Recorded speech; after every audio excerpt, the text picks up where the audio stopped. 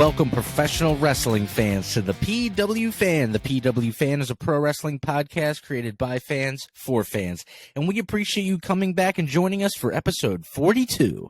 I am your host, the old school wrestling fan, collector, barber, musician. Now I'm super into Star Wars. I got way too many hobbies. Talk wrestling, Tim Gilbert. And I'm your host, the architect of pro wrestling podcast and Funko Pop collector, Andy. I'm also your host, a no-selling wrestling indie fan and football lover, Jeremy.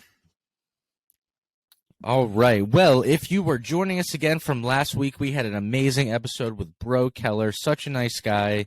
Couldn't have been more honored to interview him. We had an awesome conversation, gave us all sorts of behind-the-scenes information, and just he was really open about answering any question we had for him. So if you were coming back from that episode, welcome. This is our 42nd episode. We've been doing this for 42 weeks straight, give or take, with a week off here and there.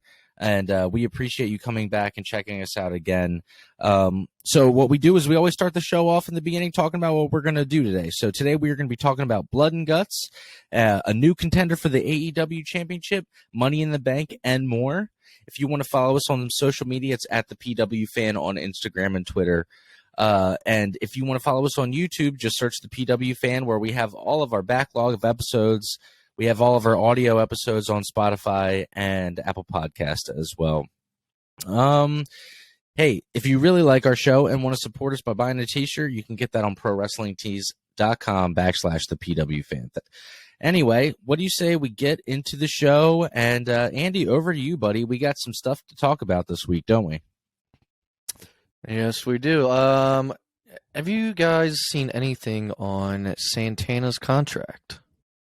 I saw a couple headlines. Proud and powerful. Jeremy's wearing a proud and powerful shirt. So Santana's contract is coming up soon. Apparently, he's had problems with Ortiz in the back, and during matches, they've tried to keep them separated. So in Blood and Guts, if that seemed odd to you, they weren't really teaming up so much. But they tried to keep them separated in the match. I don't know what's going on, but he's like posting on Twitter, you know, it was like 162 days, and then he's kind of counting it down. So who knows where he'll go after that? You know, they've always been together as a team, so it's interesting that they're having some beef right now. Yeah, I didn't see this one coming.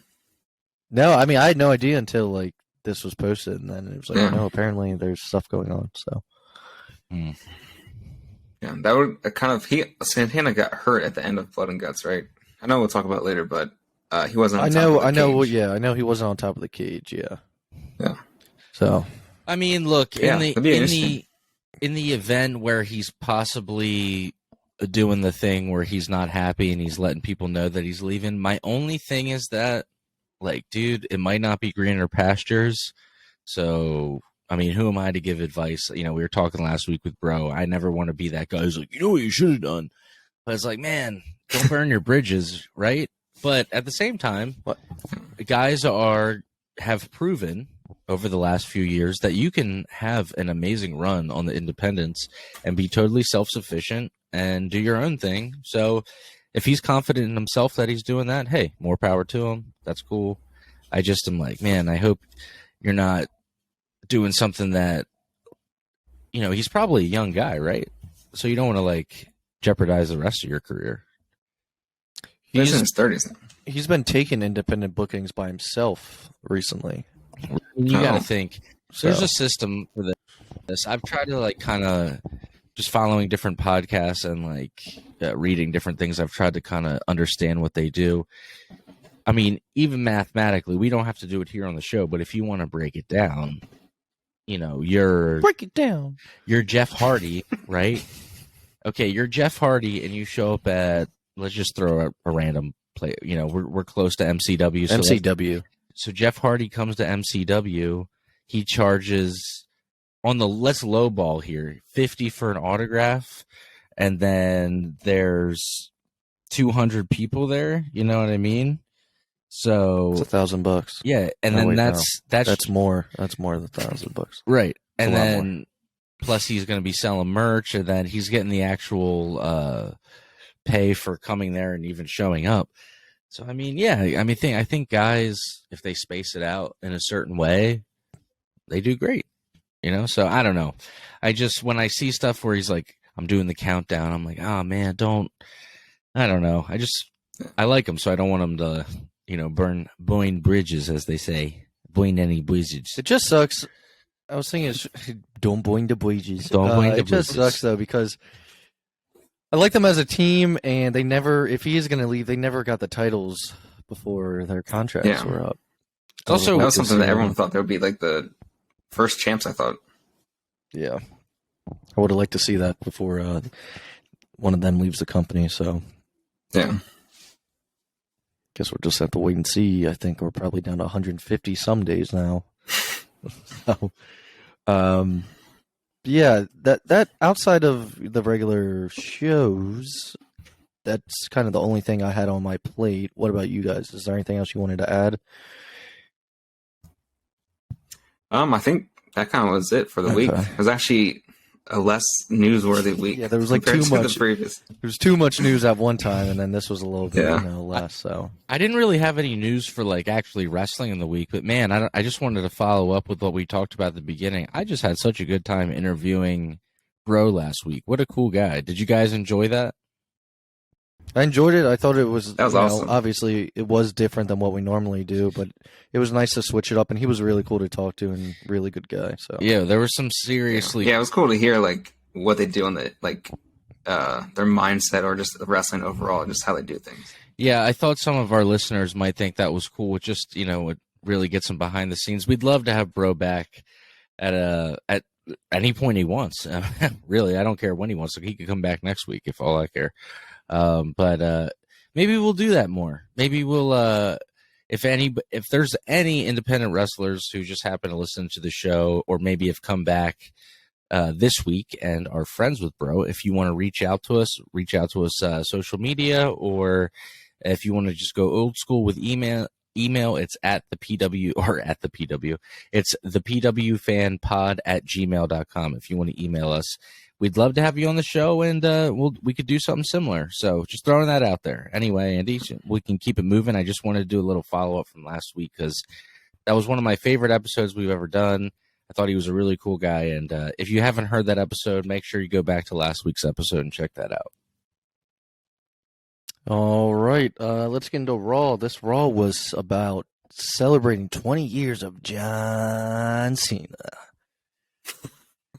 Pretty much the overall theme of it, not to mention it was the go-home show for Raw for Money in the Bank. One thing I wanted to point out, there was videos throughout the night of superstars sending, their congratulations to Cena and talking about him. And some of these videos were AEW stars. We had Bryan Danielson, The Big Show, Chris Jericho, and that might be it from AEW.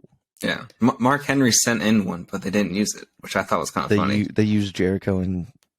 well, I think he mentioned AEW or said something, and they were like, we're not going to use it. Oh, gotcha. But, yeah, that was interesting to see. I was watching, WWE TV. I was like, oh, shit. So, I just wanted to point that out. There was a last chance Money in the Bank Battle Royal, and the winner was Riddle. Now, I understand Riddle's been being pushed lately, but you had a guy like AJ Styles in there, and what the hell are they doing him? I feel like they're wasting a guy like him, man. Yeah, there's no storyline at all for him. You're paying him a lot of money. He gets paid. He's one of the top paid guys in the company. Yeah, and you're not doing anything with him, at least right now. I hope at SummerSlam, but I haven't seen him really on TV being involved in anything ever since the Judgment Day stuff. Yeah, unless they're giving him like some time off right now. Like I don't know what they're doing. Yeah. Dude, it's so weird for me, just as like a regular, or just as a fan of his, because, God, it's like behind me. I got, if you're watching us on YouTube right now, if you see my little screen, I got the AJ Styles kind of like flag blanket hanging behind me. But at the same time, man, I really do hate some of his views on things. We'll just leave it at that. He's a damn good wrestler, but God, please, dude. You can separate the two. I try. Separate the two. I try. Yeah. It's hard, but I try. But yeah, I mean, do you guys think they're wasting his, like, doesn't have that much longer career-wise, you know, he says he's wanting to retire in the next couple of years. Yeah, I mean, what have they done with him recently other than the Finn thing, which I thought was really cool? Like, why didn't they just keep it going? Have they had AJ go up against Roman yet? I'm trying to think of what guys are left on the roster that haven't gone up against Roman. I feel like he has, but it was a while ago at least. Yeah, I think you're right. Like so last they could do year. it again if they wanted to. Well, they've done Brock enough, so you always could. Yeah, they can do it with AJ and Roman 4 times compared to Brock and Roman 20 times. So. The only guy, speaking of Brock or Roman, the only guy that could go up against Roman right now that is believable because of how their match ended before would be Seth. But based off Money in the Bank, that's not going to happen anytime soon. So we'll get into that. But yeah, I was watching that Battle Royal. I was like, okay, whatever. But AJ got like eliminated like a couple of guys, and I'm just like, motherfucker. But okay, so moving on, we had a John Cena in-ring segment, just kind of thinking, you know, WWE Universe, and you know, none of this would happen without you all, kind of thing. And I'm sure we all know. I mean, there was a kind of a funny backstage segment with him in Theory, because the rumor is that it's going to be Theory versus John Cena at SummerSlam. They are really pushing this guy. That's for sure. We'll get into that, but it's the new chosen one from Drew McIntyre. And he's young, you know. I'll give him that. He's got a lot of years ahead of him. He's the youngest United States champion of all time. I know that much because he said it enough. That's crazy. But lastly, on Raw, Becky Lynch qualified for Money in the Bank, which I was worried they weren't going to be doing anything with her, but yes, they did end up putting her in the match. I think that was another last chance for her kind of thing. Getting into Dynamite, I only had a couple things because the last hour was just the blood and guts match. So within the first hour, we had a Christian Cage segment, which he kind of doubled down on the stuff. He's like, I apologize for mentioning your father, what I should have said. And then he said something just as worse, basically. And I don't remember what he said exactly. Didn't he say, like, he said your whole family, he wishes his whole family was dead? Yeah, it's something crazy. Jesus Christ. I laugh because I don't know how else to react. It's just, like, so over the top. So, yes, Christian doubled down. And then, forget exactly how we introduced him, but he basically said, you know, someone's coming out or whatever. And it was... Oh, yeah, he was like, I never said this match was against me. And it was Luchasaurus. He has his own music. His mask is black. He's wearing, like, all black stuff. It's actually pretty cool. You know, I guess he's a heel now, but, like, the change was very quick and abrupt that...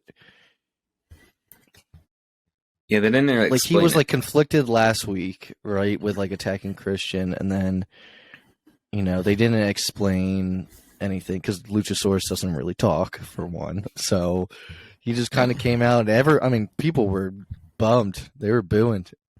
They did not want, you know, there wasn't no like gradual breakup of Jurassic Express.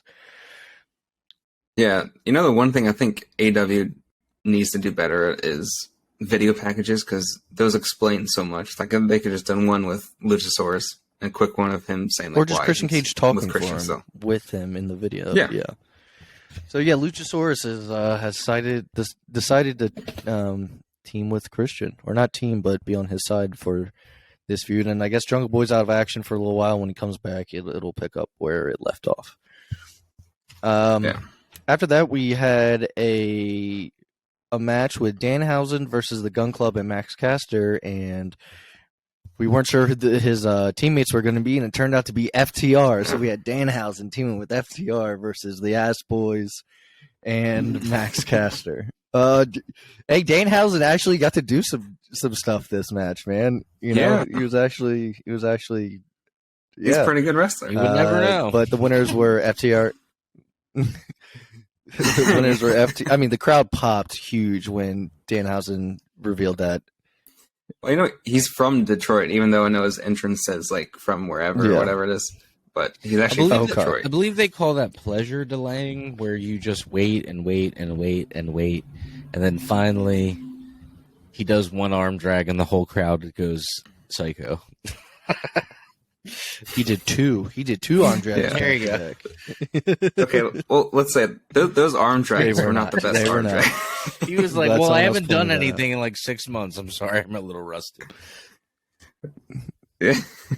Like the Hurricane Rana he does is actually pretty good, but the arm drags... He did more than he did during the Tony Nese match and during the tag match with Hook, so... Yeah. But, I liked the crowd was chanting FT Housen. FT Housen, yes. I like that. I've been. If you're watching us on video, I've been taking a little break from the harder stuff. Been drinking a little Diet Coke right here. I feel like CM Punk right now. Oh man, he likes Diet Pepsi, doesn't he? Damn it. Never mind. Diet Pepsi. He has a Pepsi tattoo. Pepsi tattoo. I didn't know it was mind. Diet Pepsi he likes. But Why would he drink? Why would he drink sugar? That's when he was on commentary. Drinking Diet Coke. All I can think of is mine. Tim's grandma having Diet Coke in her delicious. fridge. It's the nectar of the gods. All right. Anyway, keep going. Well, the last hour of Dynamite, the entire hour was the Blood and Guts match, which is War Games. All right, Blood and Guts is War Games. They don't have the rights to it, obviously. But I guess the difference is though, Blood and Guts has a top to it. War Games does not. Right? Yeah, right. It's like a big Hell in a Cell true. rather than a big cage. Yeah, because that's when like I remember McAfee and NXT went up to the top and jumped off, or it was like Cole or someone. So in Blood and Guts, we had the Jericho Appreciation Society with now Sammy Guevara, correct? So it was Chris Jericho, Sammy Guevara, Jake Hager, the two douchebags, and there had to be a fifth guy, right? Daniel Garcia. Garcia. Versus Eddie Kingston, Claudio Castagnoli, John Moxley, Santana Ortiz. Sorry, there's 10 guys. Jericho Appreciation Society dressed awful. It was terrible. Oh, it was terrible. All red with their fishnets, tank tops, and their like red fedoras. It was bad. That's like a boy band. It was really bad. I don't know if it was intentionally bad or they thought it was cool, and like I don't know what happened, but dude, it was not good. He was like, Jericho. He was like, cool. yo, we look like he actually thought it was cool. Dude, God. So, one thing I'll say is the match I enjoyed a lot more than the first Blood and Guts match, which was the Pinnacle versus Inner Circle. I thought this was better. Yeah. It was so the ending. Let's say what the ending was. Eddie Kingston and Claudio both had people in a submission. I forget who had Jericho, and one had Eddie had Jericho. Well, Eddie had Jericho. Claudio that was the story. I don't think it was Daniel Garcia. I would think it was like Matt or the other guy. It was one of the 2.0 guys. They were both had him in the submission on top of the cage, and Claudio's guy ended up tapping, which Eddie seemed a little bit bummed about. But then at the end, you see all the guys on the cage except for Santana, because I think Santana got hurt during the match. And it was weird. Claudio had his arm around Eddie Kingston, and they were like buddy. So I don't know if that was just in the moment. I don't know, man. But I was just like, huh, interesting. But the match was good. Everyone was, bloody as hell. But yeah, it was definitely bloody. Yeah, the Blackpool Combat Club. Oh, and Wheeler Yuta was in the match, right? Or was the yeah. Okay. It probably would have been Danielson in there somewhere if he wasn't hurt, I believe. That team won. Again, this is one of those things. Like if you culminate to Blood and Guts, I hope this feud ends with Blood and Guts. Yeah. Well, because of the ending, how they did it with Eddie Kingston and all that, I feel like he's still going to be like, I have to, kill Chris Jericho still. Like, hopefully, like all the other people are done with him. Just needs a one-on-one match. Those two again. Yeah, because that was like a good way to end it. And he's like, I didn't get my, you know, it was like, he didn't get his fulfillment at the end. So, yeah, what you guys enjoy the match? It was freaking an hour long, basically, total from start to finish. Thought it was good. Yeah. That was Yeah, that was a lot better than the first one ended with Jericho falling off of the cage onto like a the effort. Pad. Well, Sammy did a front flip off. Well, Sammy did it this time through a table onto a crash pad. Yeah. Me personally, I'm a fan of a good old one-on-oneer, you know, or like a classic tag, but I'm not a big fan of like where there's like a bunch of dudes in a match. I know people love the War Games, and I kind of like Elimination Chamber, so. Or at least the old ones. Yeah, the old ones especially. Before they made it safer for the performer. Yeah. God forbid that they don't actually have to get super hurt for our entertainment. No, but I don't know. Yeah, it's just hard for me when there's like so much going on. And that's maybe the older I get, that's the easier way I can describe it. Yeah. Well, I get that too because the camera cuts sometimes. It's like he's throwing a guy over here, and then I'm like, "Hang on, wait, like, what's happening with this guy?" And you have no idea. And it's like another guy just, and then another guy just went into thumbtacks and you didn't even see it. He basically only bumped for like the people in the building. He has like a million thumbtacks in his back, and nobody on television saw it. Jeez. But yeah, that wrapped up Dynamite this week. I know I just brought to an abrupt halt, but there wasn't much more to talk about Blood and Guts. SmackDown this week, one little thing to talk about because Money in the Bank was Saturday night. Matt Moss qualified for Money in the Bank. So I was about to round off everyone, but I can round off everyone once we get into Money in the Bank. Rampage, we had a battle royal for who Moxley's opponent for the title is going to be this upcoming Wednesday, and the winner of the Battle Royal was Brody King from House of Black. It was the Royal Rampage. Rules. Am I wrong? Am I wrong? Okay. Yeah. Yeah. Yes. It's just they use the two rings Royal for the Rampage, Battle Royal. Which is Brody cool. King has qualified. That should be. I mean, it has the potential to be a hard hitting good match. So, yep. Yeah. So Money in the Bank. Let's get into it. Before we get into the matches, I want to talk about this promo video for a superstar that, let's just say it's for Edge. Right? They didn't say it's Edge, but if you watch the videos, it has a bunch of little pieces of memorabilia in it from some of Edge's, biggest rivals. It has the Hardy Boys armbands, Dudley Boys glasses, a license plate that says Latino Heat, and Kurt Angle's gold medal hanging. It's pretty obvious there, but I wonder what his character is going to be like when he comes back. It doesn't seem like it's a rated R superstar, but obviously he's not a part of Judgment Day anymore. Unless he goes back to the You Think You Know Me, have like Rob Zombie music or whatnot. I was going to say, what type of music is he going to have then? Is he going to go back, or is he going to? Because he can't do a whole new one. Because Tim, would you like to see old Edge? Too new. Here?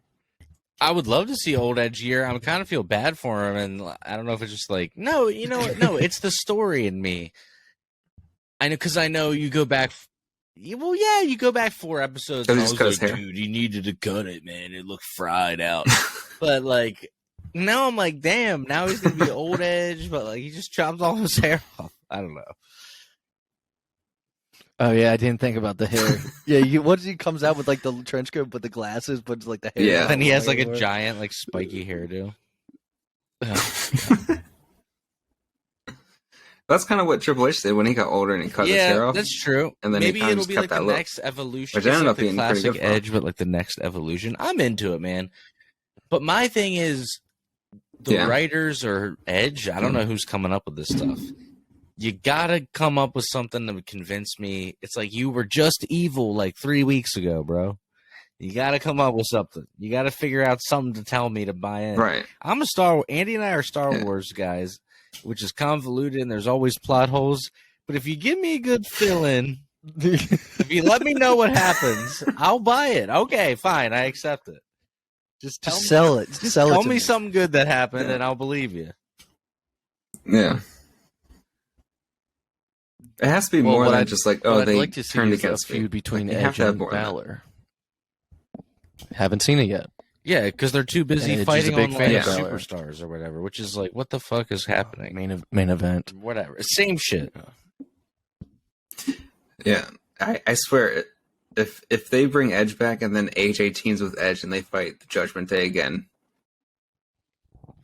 there's like switch the guys around. And then we're all complaining like, I want to see more AJ, but it's like, okay, can we see AJ do something else? Yeah, I mean, you had him freaking feud with Omos for a minute there. I was like, God. It's been Andy and I are big AJ fans. Yeah, And then painful. and then I heard all the homophobic stuff, and I was like, but then I still like Gay community. yeah, I don't like that. And then I and then I'm still like a fan of his work, but as a fan of his wrestling and like his on-screen character, let me say that it's been kind of a slow couple years for being an AJ Styles wrestling fan. Not a lot going on there. Oh yeah, Right. It's just like, what did we do? Yeah, It's kind of like the Bucks Bucks have some views too, and it's just like, No, dude, hang on. Whoa, hang on. I feel like we need to address this on the show. They straight up said, and how whether it was just for the show or not, I don't know. But they straight up said on the Dark Side of the Ring Canyon episode that when he told them, they were like, dude, why would we care? Like, you're our boy. oh yeah, when it came to that, they were supportive. Yeah. So I'm Yeah, like, okay, supportive. maybe the Bucks Yeah, in are that like, way. chill. Yeah. But then You don't want to put out false information. no, yeah, but all right, so the Bucks seem cool, but I don't know. You can't. Some of that audio from that old AJ Styles interview is like, all right, bro. Yeah. It's like to bring up another one. It's like Jericho, but I think Jericho's Yeah, okay. it's like Maybe we're not even not talking his wife. shit. It's like I love Chris Jericho. It's just like I just don't like. I don't like what your political party like thinks is good. Just give me wrestling. Well, anyway, we don't even talk about this on the show. Yeah. Well, speaking of people that were saying shit, but it relates to wrestling. I found out that remember when they were going to bring in Brian Kendrick, and then he said all that off-color stuff. Yo, he was like that. He was supposed to be Yeah. in Wheeler Yuta spot, which means him and Danielson would be reunited, who trained together under Shawn Michaels. which makes a lot of sense. Yeah, they. Oh, wow. If people don't know, they both trained under Shawn Michaels, and they're all friends with Mox and Brian Danielson, and yeah, he was supposed to be in that spot. That's why the Wheeler Yuta thing. He said in I think the recent AEW after Forbidden Door interview, I think he said it was kind of just like thrown together. But yeah, so sorry. Yeah, it would have been cool to see. Which kind of worked out well for you, though. Even though, yeah. Anyway, we won't get into. We've talked about before what he. If you guys want to if you want to look up what he said, you can look it up. I'm not going to say it on this show, but it was some crazy out of pocket shit. Even he admits it was crazy out of pocket. Yeah. Yeah, no excuse. So okay, Money in the Bank, guys. What's what we're wrapping up with here? Then this was this was Saturday night. It opened with the women's Money in the Bank match: Lacey Evans, Raquel Rodriguez, Becky Lynch, Asuka, Liv Morgan, Lexa Bliss, and Shotzi. Now, me and Tim watched this together. There was a lot of botches, guys. Dude, all right? this match. Shotzi ran up the ladder and just fell off. There was a couple of bumps. I think Becky Lynch tried to jump off a ladder through someone else, but the ladder, I don't know if they're not heavy enough or that ladder just did not bend. She just bounced off. And that's what I was telling Andy last night. The effort is amazing. Yeah. And it's like they're going they were trying their damnedest, but yeah, and they're and equally as hard as the dudes. They're going damn hard and putting their life on the line. The only thing is sometimes when I'm just, for some reason, I just keep thinking of how gigantic Billy Gunn is because we were talking about that on last week's episode. But if Billy Gunn slams, I don't know, Matt Hardy onto a ladder, those dudes are like 6'3". Like, they don't look like it on TV, but they're huge. and it's making an impact. And the only thing I noticed about the ladder match is when they would do stuff, it just felt like this, like, which sucks is because it probably hurt like absolute shit. You know what I mean? But like when they hit, if not worse, if right, it doesn't give, it probably hurt more. The audio doesn't pick it up in like, you know what I'm saying? Like it sounds like it's not hitting as hard, but it probably hurts worse. You know what I mean? Yeah. Yeah. Yeah. There was some scary spots. Yeah. Yeah. Yeah. Other than like whenever it's male or female, it doesn't matter. But whenever there's a botch and you're like by yourself, like running up the ladder, it's like watching a stand-up comedian crash and burn. I always use the phrase, like, it's okay to watch a band mess up live because there's like 5 people and like it's so loud. But like a stand-up comic on stage by themselves when like nobody's laughing, it's just like, fuck, this is awkward. Yeah, it's like I don't want to see this anymore. Yeah, it's like, yeah, they same just thing mess with up by themselves. One yeah, wrestler in the like, ring. You're just like, everybody just gets quiet. You're just like, damn, all right. Well, the winner of the match, I think everyone was probably happy with. It was Liv Morgan.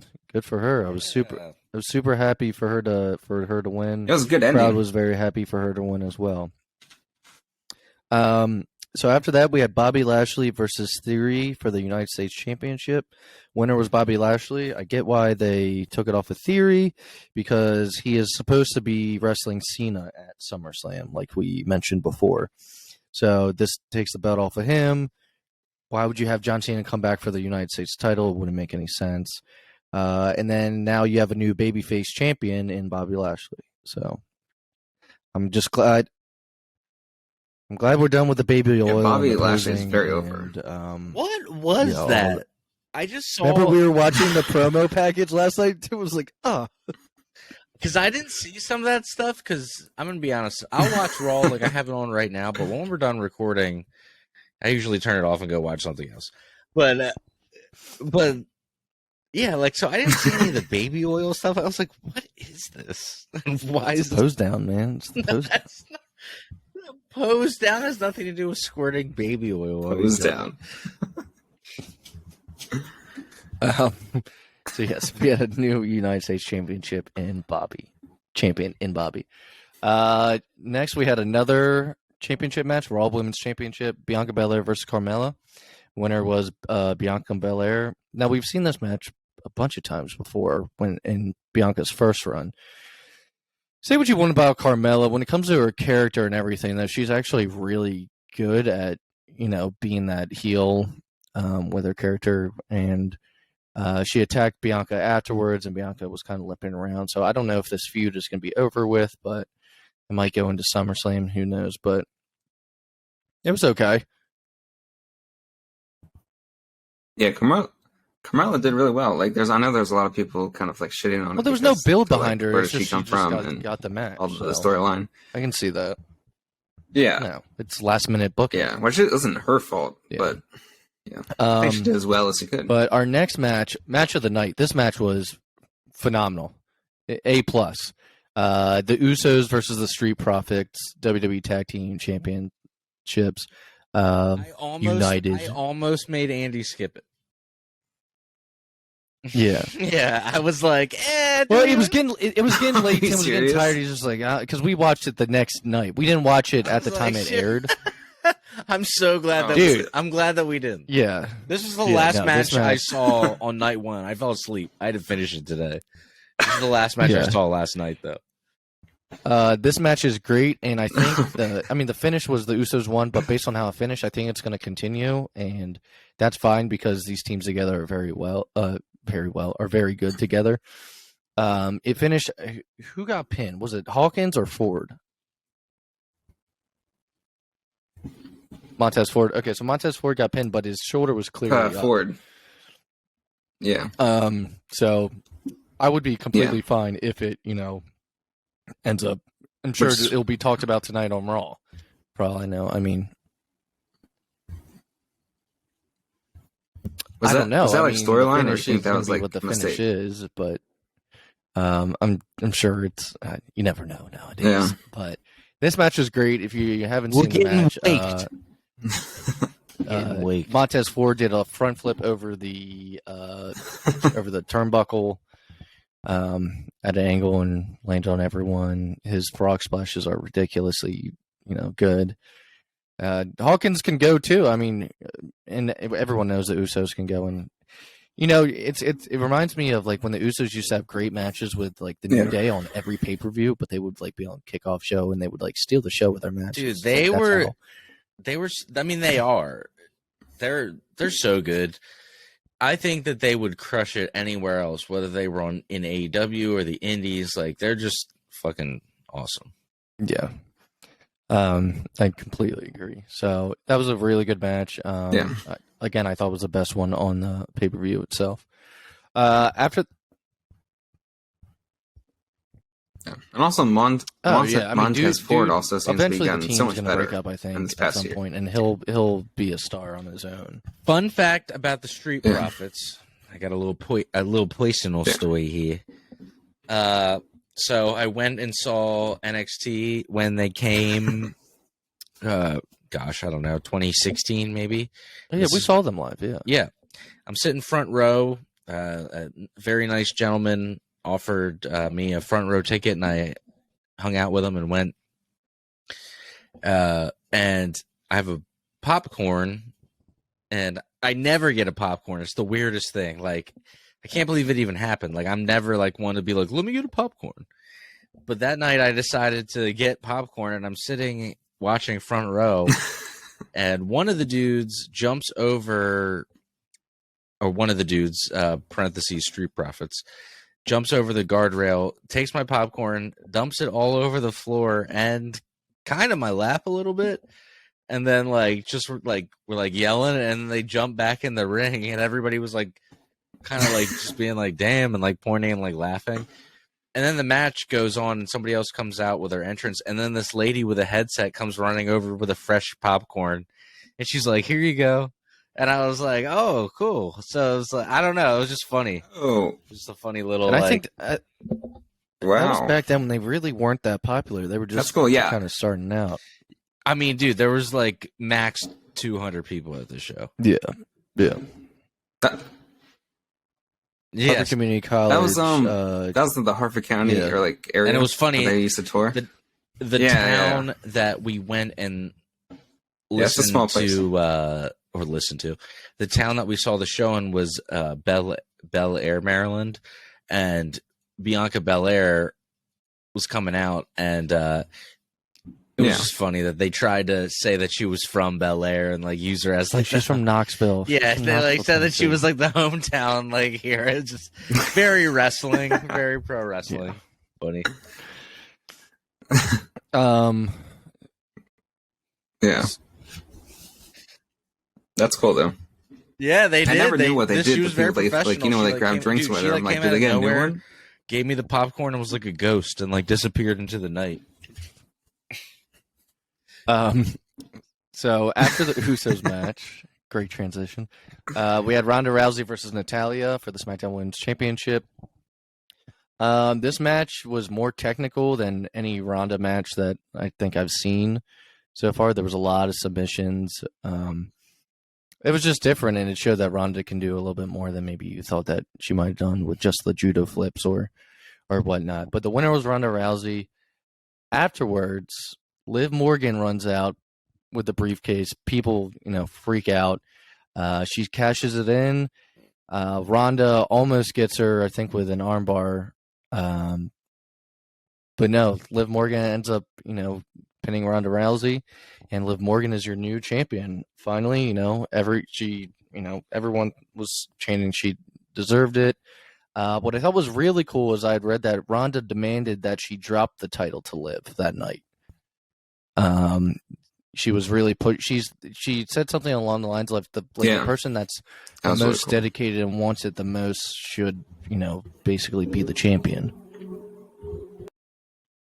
And if you know anything about Liv Morgan and about how, basically she, she really loves this business and has always wanted to do it. And, I think about her back in NXT, and then she came up with the Riot Squad. She's really improved a lot over the years, I think. And I think where her character is at now, instead of where it was in the Riot Squad, is a lot better. And, I think she's a believable champion. At least the fans, really want her to be the champion. So the question is probably a rematch, I would think, at SummerSlam between these two. Yeah. Or maybe a three-way or Becky Lynch or... Yeah. But afterwards, Ronda hugged favorite thing is a Liv, rematch, showed a sign of respect in the ring. And that was... Yeah, it was cool. So congratulations to Liv Morgan. Yeah. Yep. Yeah, she really earned that. I mean, that's insane, like, where she came from, like you were saying. I'm really happy for her. I mean, genuinely, right? Yeah. Like, I think when you're a fan and you're like, I mean, look, we're three of us are fans enough where we have a fucking podcast about it and dedicate time to doing this. So clearly, when you see somebody else who's a fan and loves wrestling genuinely and you can relate to them and they finally get that feel good moment where it's like I think that we all as wrestling fans have those moments where you're happy for the person because that they're basically one of you. Like they were a kid just like you watching these shows and here they are, they're living their dream. And it's cool to just be like, hey, congrats. Yeah, it makes it more authentic in the end.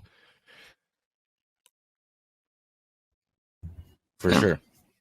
Yeah, and especially since like Andy and I were talking before, we thought her like push was kind of ending or was over. Now it's her job to so it was kind of unexpected, but with it we're so glad that see if she can do it. Yeah. Mm-hmm. And there's been plenty before her that have men and women.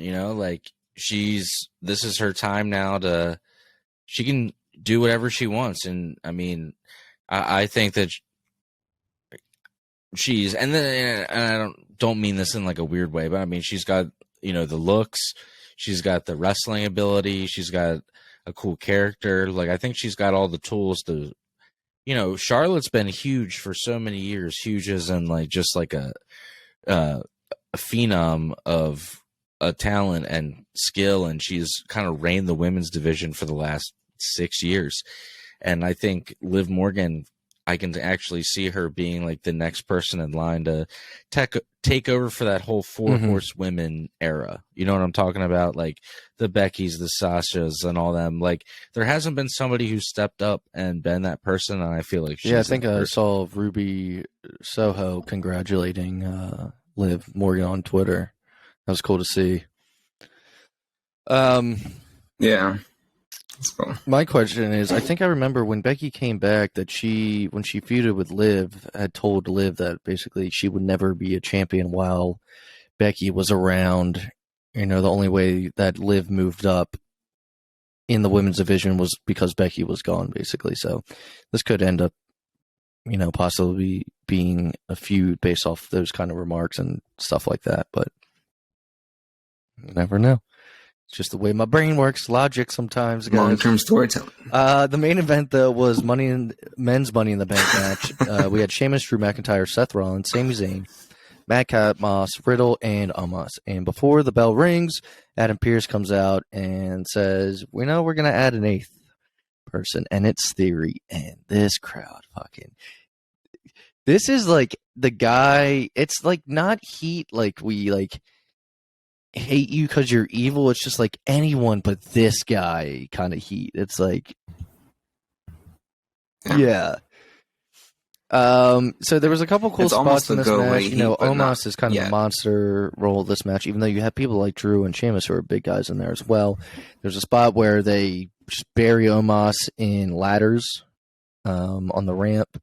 There was kind of another cool spot where Rollins kind of directs all the other wrestlers, and they do a little version of the Shield powerbomb through the table with Rollins directing, but instead of an actual powerbomb, it's more of Omos lying flat, and then that table crushed right away. Talking about weapons breaking with the women earlier, Omos thrown onto that thing exploded.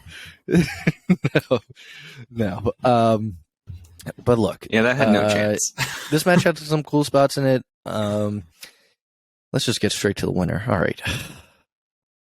Theory won this match, man. and people were not happy.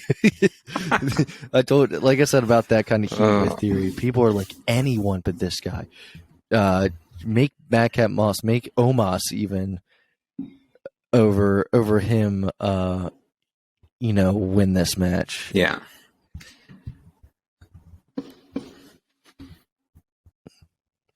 Yeah, that was like like anyone but him. This was such a weird thing to happen because like everything. Yeah, it's like the winner of the women's so Money in the Bank was cool, and the winner and of then the you men's get Money in to the the Bank. men's, and you're like, oh. So this is what I'm like, worried about. Yeah, I'm disappointing, worried about, really. Does Theory cash it in at SummerSlam against Roman or Brock? And if so, what does that show? Like, does that make them look worse?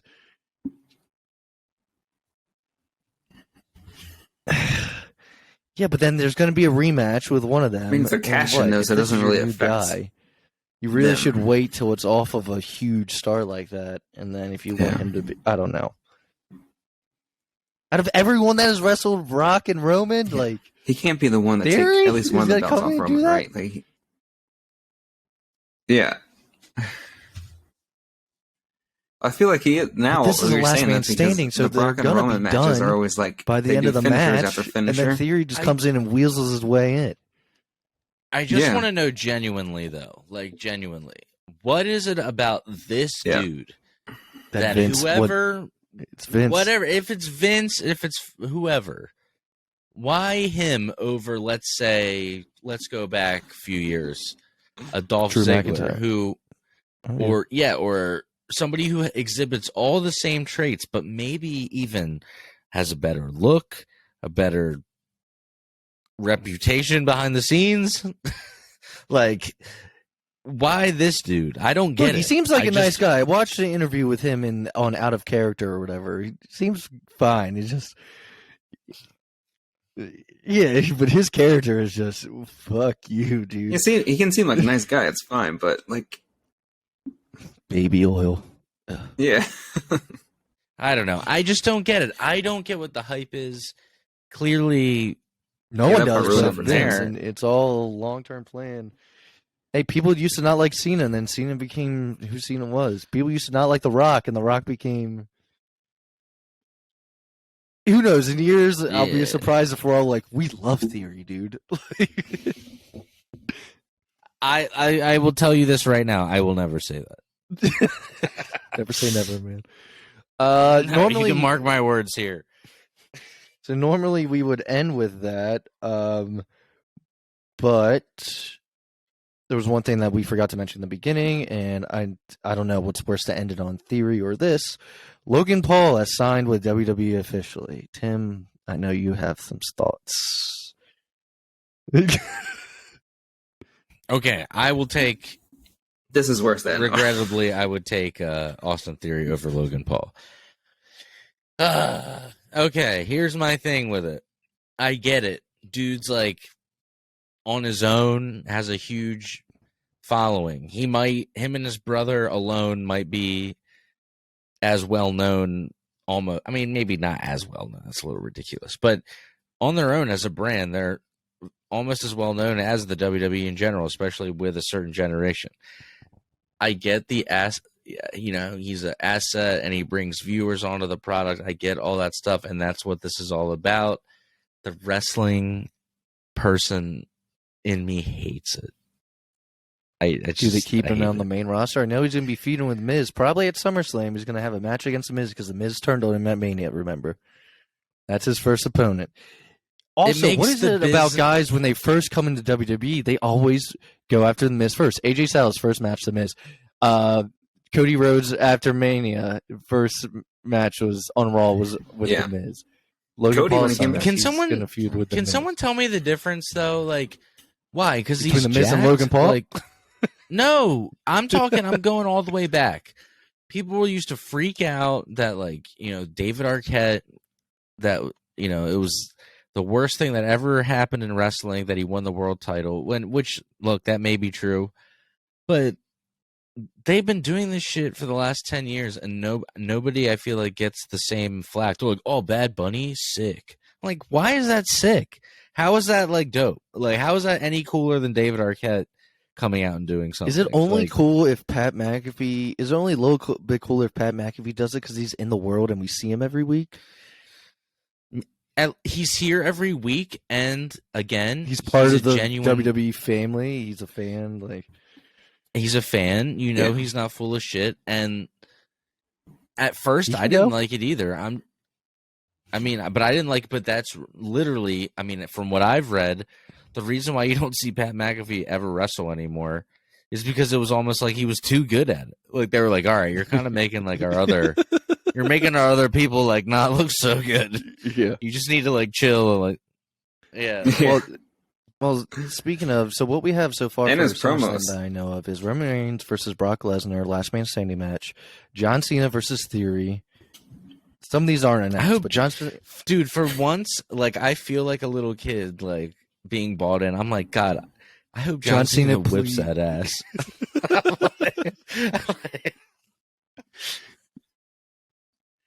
Yeah, right? I'm like, please come back and kill this man. After years of being like, can you stop? Like, go away. And now he's John back Cena like, all right. Pat McAfee versus Happy Corbin, and then Logan Paul versus The Miz. What the fuck? The weirdest card. Half the card is like pretty. And if Theory solid. cashes in at the end, biggest heel in the industry. Oh. God. Oh, he's gonna do that. Give me anything. What if he tries to cash in, but then Cena stops him or Cena's something the savior that we always needed and never knew we didn't. Cody's a big listener of the show. If you guys don't know, Yeah, Cody, you need to get well soon, please, for the love of God.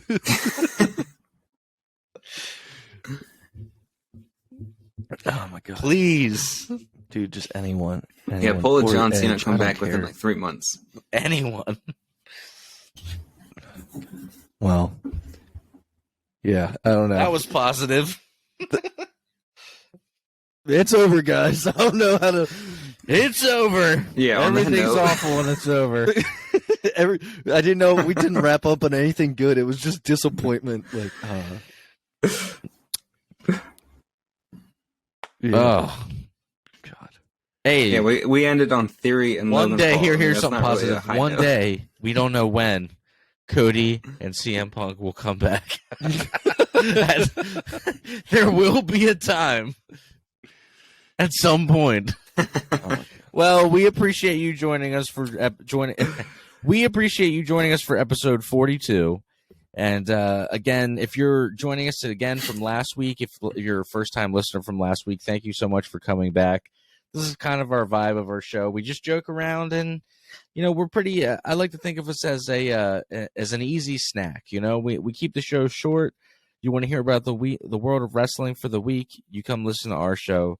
We really appreciate it. Like I said in the beginning of the show, you can follow us on all of our social media at the PW Fan.